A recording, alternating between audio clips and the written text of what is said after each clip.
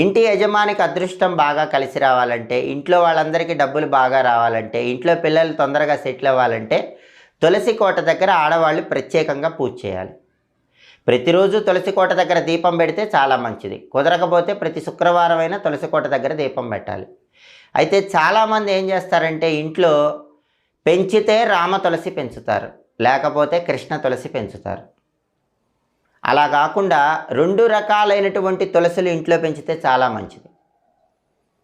అలాగే కొంతమంది కేవలం కృష్ణ తులసి పెంచుతారు, కొంతమంది కేవలం లక్ష్మీ తులసి పెంచుతారు. అలా కాకుండా 2 రకాలైనటువంటి తులసి ఇంట్లో పెంచితే చాలా మంచిది. ఎప్పుడైనా సరే కృష్ణ తులసి చూస్తే కనుక కాండం నీలం రంగులో ఉంటుంది, లక్ష్మీ తులసి కాండం ఆకుపచ్చ రంగులో ఉంటుంది. కృష్ణ తులసి ఆకులు కొద్దిగా నల్లగా ఉంటాయి, లక్ష్మీ తులసి ఆకులు ఆకుపచ్చ రంగులో ఉంటాయి.